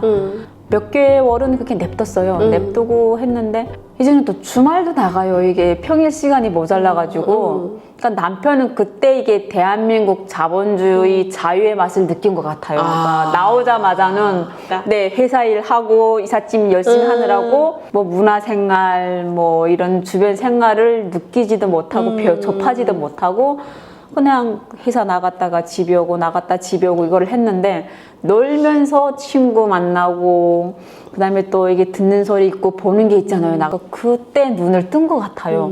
자꾸 나가고 싶었겠죠. 그러다가 또 공황장애에다가 심적으로 힘들었으니까 나가서 술 한잔 하면서 또 힘든 것도 소통도 하고 털어놓고 그러니까 그거를 남편 나름의 방법으로 또 스트레스 해소도 하고 그랬던 것 같은데 제 입장에서는 또 안 좋은 거죠, 그게. 아니, 이 사람이 일을 안 가고 집에 있으면 하다못해 내가 저녁 밥 해놓기는 바라지는 않아도 내가 퇴근해서 들어갔을 때 집에 앉아만 있어도 저는 좋은 거예요. 뭐 그치. 그렇다고 제가 여보 왜 밥을 안 해놨어, 왜 세탁기 안 돌렸어, 이렇게 잔소리 안 하고 집에만 있어도 좋은데 들어가면 없어요. 전화하면은 밥 먹고 있고 술 마시고 있고 뭐 친구 만나고 있고 그것까지는 이해를 했는데 그때가 이제 막 자유의 맛을 느낄 때. 그렇죠. 그러니까 맥주 맛도 알고 술 맛도 그치, 알고 그치. 저는 또 평일에 일을 하다 보니까 주말에는 그래도 남편이랑 같이 딱히 뭔가를 안 해도 뭐 TV라도 같이 보고 같이 시간을 보내고 싶은 마음이 있는데 아니 이 사람이 늦게 배운 바람이 뭐 더 무섭다고 자유의 맛을 들이더니 토요일도 약속 잡고 나가요. 오마이갓. 문화생활이 이게 어두운 쪽도 좀 있잖아요. 그런 지하의 세계가 있죠. 그렇죠. 상상은 여러분들 구독자분들한테 맡기겠습니다. 그래서 그런 쪽도 슬쩍 빠지는 느낌도 받았고 얘기했어요. 자기가 토요일, 일요일이면 웬만하면 약속 안 잡으면 안 돼? 그리고 평일에도 일주일 내내 나가 있지 말고 그래. 일주일에 한두 번만 나가. 아, 우리 나가니까 누구 만나니까 좋고 또 본인은 막 신나서 얘기를 해요. 듣다가 1년을 딱 있으니까 이 사람 이대로 내가 뜨면 안 되겠다. 제가 단호하게 한번 얘기를 했어요. 자기 그러지 말고 이제는 슬슬 직장을 알아보자. 그만큼 쉬었으면 많이 쉬었잖아. 내가 자기 일 안 한다고 해서 내가 지금 벌어서 우리 세 식구 밥은 먹고 살아. 근데 사람이 집에 너무 오래 있으면 안 좋아. 그랬더니 알았어. 근데 그 반응이 그 시큰둥한 거 있잖아요. 그러니까 알았어 했는데 그 이후로 여러 번 좋게 얘기를 하는데 안 돼요. 그래서 나는 이제는 당신이랑 못 살겠으니까 그만 헤어집시다. 그러면 그렇지. 네. 내가 그런 이유가 있을 줄 알았어. 딱 했는데 처음에는 처음부터 짐을 싸고 안 나갔어요. 그러니까 한 두 번인가를 내가 진짜 당신하고 안 살 거야, 안 살 거야를 했는데 그렇게 하고 뭐 알았어 내가 일 나가고 너 하잖아. 내가 잘못한 게 없잖아요. 한 두 번을 넘겼는데 세 번째는 안 되겠더라고요. 그래서 제가 오피스텔 계약을 미리 해나갔고 딱 그 계약서 서류를 손에 쥐고서 나 이제 더 이상 못 살겠으니까 헤어집시다니까 그때도 아마 제가 농담을 하는 줄 알았나 봐요. 그러니까 첫 번째, 두 번째를 무사히 넘겼으니 세 번째도 설마 네가 아마 이런 마인드였나 봐요. 근데 세 번째는 내가 이 사람 말로 해서는 안 되겠구나. 진짜 한번 호되게. 그래서 고쳐지면은 다행이고 안 고쳐지면은 다른 선택이 없구나. 그러니까 마음에 그 갈등은 많았어요. 이게 우리가 그 탈북 스토리에 있던 것처럼 어렵게 너무나 만났잖아. 힘든 과정을 거쳐서 왔고 또 북한에서도 없는 상태에서 우리가 서로 다 힘들 때 만나서 같이 살았고 중간에 애도 생겼고 그 어렵게 산 가정들을 거쳐서 또 다 목숨 걸고 탈북돼서 왔고 또 떨어졌다가 겨우 만났잖아요. 영영 못 볼 뻔하다가 헤어질 마음은 없었어요. 왜냐면 왠지 저 사람이 내가 아니면은 또 방황을 할 것 같은 것 같고 나 하나만 바라보던 사람인데 내가 또 없어지면은 우리 딸내미는 또 생각이 참 많았어요. 그런데 그렇게 크게 한번 결단을 안 내리면 안 될 것 같은 느낌이 드는 거예요. 그래서 세 번째는 진짜 내가 오피스텔 미리 다 계약 보증금 넣고 월세 다 계약 월세도 말을 안 해서 그렇지 제일 단기간 작은 거를 알아봐 주세요 했는데 내가 한 달로 알아봤거든요. 몰라요. 한 달짜리는 저희네가 계약을 안 한대요. 그러면 제일 짧은 게 얼마나 3개월이래요. 3개월짜리 계약을 했어요 제가. 그래서 나올 생각은 3개월짜리 계약을 해가지고 짐을 다 옮겼어요. 그러니까 자기는 또 속 탄다고 지금 이게 술 한잔 마시고 어디 또 휙 나가버렸더라고요. 그래서 제가 그날 퇴근을 해서 와서 그때는 화가 나니까 저밖에 생각을 못 하니까 밤새 그 짐을 제가 제 작은 차에다 싹 다 옮겨버렸어요. 뭐 다 오피스텔에 어차피 뭐 냉장고 있고 TV 있고 세탁기 다 달려 있잖아요. 집안에 가전제품은 다 두고 저 옷이랑 필요한 거 챙겨서 밥 해먹을 그릇도 가져가지고 이게 제일 맨 마지막 짐 실을 때 집에 들어온 거예요. 오피스텔 계약서 확 낚고 채더니 제가 딱 사진을 찍어놨어요. 그래서 왜지 그때는 몰랐죠. 저 사람이 이걸 왜 사진 찍지 했는데 침 다 옮기고 나니까 그 주소지를 찾아온 거예요. 근데 제가 오피스텔도 먼 데를 못 잡았어요. 이게 진짜 갈라지려고 한 게 아니니까. 그쵸. 그리고 딸내미가 또 학교를 다니고 있어가지고 제가 아침에는 픽업을 해주는데 저녁에 올 때는 픽업을 못 하잖아요. 그러니까 집 딱 여기 횡단보도 건너서 이렇게 잡았거든요. 처음에는 이게 낯설잖아요. 대한민국에 와서 맨날 가족이 같이 부대끼고 살고 했는데 이게 살아보니까 뭐 좋은 것만 있는 게 아니더라고요. 나쁜 게 훨씬 많더라고요. 그러니까 네, 이게 마음은 이게 길을 잃은 것처럼 마음은 서글퍼지고 걱정도 되고 근데 그렇다고 제가 먼저 뭐 괜찮아 밥은 먹었어? 물어볼 수는 없잖아요. 한 하루 이틀은 자유를 만끽하는 것 같더라고요. 연락도 안 오더라고요. 연락도 안 오고 통장에서 뭐 돈 듣게 카드도 걸고 쓰고 다 하더라고요. 그래서 그래 잔소리하는 마누라 없고 살판 났다 이거지? 며칠 나가나 보자 했더니 딱 이틀 지나니까 전화가 오고 문자가 와요. 마음 같아서는 받고 싶은데 안부 인사도 전화 오고 하는 거를 일단 전화는 안 받고 문자로만 대화를 하고 했어요. 그래서 문자를 조금 하다 보니까 나중에 집을 찾아왔더라고요. 그 집을 찾아와서부터는 그 얘기한 것처럼 문 똑똑똑 두드리고 딸내미 엄마 아빠 왔는데 문 열어줘 말어 승낙을 받고 문 열어주고 해서 참 꾸준하게 와가지고 그래도 본인이 뭐 과거에 대해서도 또 사죄할 건 저한테 용서 구할 건 구하고 또 미래에 대해서 또 얘기도 많이 나누고 해가지고 그 이후로는 없어요. 그런 지하의 세계를 안 갔어요? 안 가죠. 나 그때도 그냥 간 게 아니라 한 번인가. 노래방 같은 데 갔겠지. 네, 저는 그때 그게 납득이 안 갔거든요. 왜 노래방을 가고 그런데 왜 가지 했는데 그게 지금 보면 하나의 문화인데 일단 노래방 하면 안 좋은 인식부터 드니까. 안 좋은 인식이 있고 술을 마셔도 적정한 시간에 11시나 12시 들어왔으면 좋겠다. 근데 어떤 때 막 1시, 2시도 막 들어오고 하니까 근데 뭐 절대로 술 먹고 술주정을 하거나 뭐 욕을 이건 없어요. 그냥 들어오면 씻고서 바로 자요. 그래요. 이래서 양성말을 다 들어가야 되는 거예요. 이후로는 말하면 말한 거대로 지키고 있고 비 온 다음에 땅이 더 굳어진다고. 굳잖아요. 그러니까 그런 거를 겪으면서 서로에 대한 존중 그리고 서로에 대한 애틋함 그리고 또 더 가까워지는 것 같아요. 돈을 자꾸 모아놓으면 가져간다고 불평불만을 했더라고요. 그렇죠. 근데 어디다 투자했던 거예요?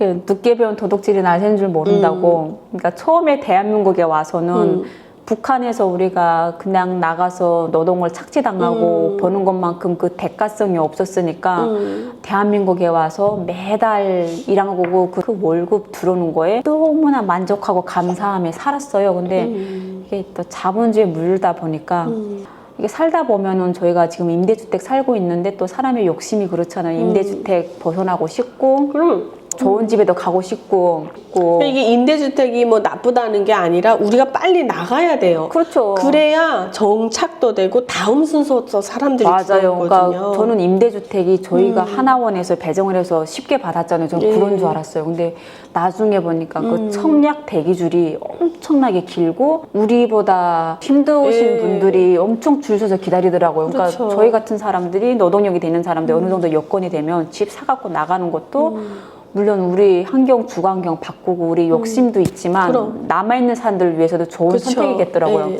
그래서 그 욕심을 가지다 보니까 이게 월급을 받아서는 우리가 지금 먹고픈 거 먹고 쓰고픈 거 쓰고 풍족하게 살 수 있는데 그러면 계산을 해보니까 아무리 생각을 해도 집 살 돈이 안 나오는 거예요. 그러니까 아무리 우리가 쪼개고 해도 계산이 안 나오는 거예요.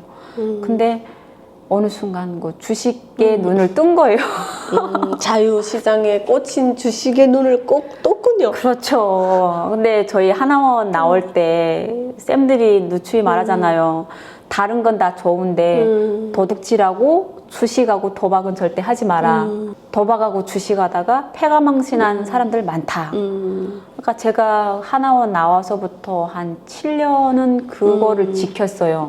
도박은 애초에 뭐 할 줄도 몰랐고 그렇지. 네. 그냥 주식하면 돈을 말아먹는 사람들 이 인식이 생겼는데 그 코로나 시기가 딱 시작되면서부터 MZ 세대들이랑 이게 제2의 투잡, 3D잡이 나오면서 그때부터 주식 열풍이 돌기 시작을 했었어요. 아, 내가 그래도 대한민국에 왔으면 뭔가를 꿈꾸고 그 꿈꾼 거를 해보고 싶은 그런 욕망 같은 게 생기는 거예요. 그러다 보니까 주식 채널도 접하고 유튜브도 듣고 나름 해가지고 아, 집을 좀 사자. 어차피 우리가 대출을 안 받고 집을 사기로 했는데 요만 원 돈 갖고는 부족하니까 대출을 받지 말고 집을 사자. 주식 투자를 하느라고 돈이 다 들어간 거예요. 그러니까 그건 좀 건졌어요? 뭐 대한민국 많은 분들이 그 어려움을 겪고 계시겠지만요. 뭐 같은 상황이라고 보시면 됩니다. 아, 그랬구나. 그래서 네. 양쪽 얘기 다 들어봐야 돼. 이렇게 명품백이 아니더라도 내가 나갔을 때 시장에 뭐 10,000원, 20,000원짜리 예쁘고 질 좋고 하면 내가 만족하고 쓰기에 편안하면 그쵸. 그게 다예요. 네. 그리고 저는 또 커피도 잘 안 마셔가지고 뭐 나가서 외식도 잘 안 하고 뭐 나름 그래도 짠순이로 산다고 해서 차곡차곡 모았던 돈을 지금 그냥 주식 쪽에 넣어놓고 그 외에 가소비는 없어요. 그러니까 뭐 명품 옷을 사 입고 절대 없습니다. 솔직히 지금 상황 같으면 웬만한 부부들은 아니 주식에 돈 잠가놓고 이렇게 하면 12번 이혼을 했지만 남편도 그걸 탓하지 않고 또 그게 뭐 아예 말아먹은 거 아니고 이제 갖고 있는 상황이니까 뭐 언제든 간에 우리 주식 시장이 더 좋아지면 경제가 좋아지면 그게 있는데 그냥 믿고 가는 거죠. 그렇죠. 그러니까 남편도 제 씀씀이가 뭐 가소비나 이게 아니까 믿고 가는 거고 그러니까 그 순간은 저희가 불편하고 아팠을지라도 나중에 훗날에 생각을 해보니까 얻는 게 훨씬 더 많더라고요. 그러니까 소중함을 느끼고 아껴줘야겠구나 하는 생각을 했고 야, 사람이 살아야 우리가 지금 아무리 100세 시대 하지만 진짜 운이 좋고 건강이 따라줘야 100세 시대고 보통 수명이 한 80년으로 봤을 때 내가 이 사람을 만나서 이제 앞으로 살아갈 날이 뭐 길어봤자 한 30년, 40년? 아니 다 사랑하고 살고 좋은 일만 하고 살고 웃기만 해도 모자란 세월인데 굳이 부부가 살면서 싸워야 되고 짜증을 내야 되고 그렇게 살 필요가 있을까? 시간이 그러기에는 우리가 해야 될 일이 너무 많고 또 즐겨야 될 것들이 너무 많잖아요. 그쵸. 그러기에도 시간이 부족한데 그 시간대에 아웅다웅 싸워버리고 집을 들락날락하고 이 시간이 너무 아까운 게 나 헛똑똑이로 살았네 이게 그러니까 물론 남편이 좀 바뀐 것도 있지만 헛똑똑이로 살았네 이 생각이 들면서 야 우리 싸우지 말고 화내지도 말고 이것이 우리가 뭐 내가 좀 아닌 건 아닌가 바로바로 얘기를 해주자 이렇게 해가지고 그때부터는 이제 싸움의 방식이 옳고 그름이 아니라 서로 다름을 인정을 해주는 그거로 바뀐 것 같아요. 그러니까 지금은 내가 뭐가 남편이 하는 게 마음에 안 들으면 그 순간에 막 뭐라고 해요. 그 순간 그걸로 끝이에요. 담아두고 뭐 다음 날까지 인상 불키고 뭐 밥을 안 하고 이젠 그런 지금은 밥을 잘해요. 예. 그 이후로 제가 밥을 안 해주는 일은 없어요. 네, 예, 알겠어요. 그래도 와서 또 이렇게 길 잃지 않고 네.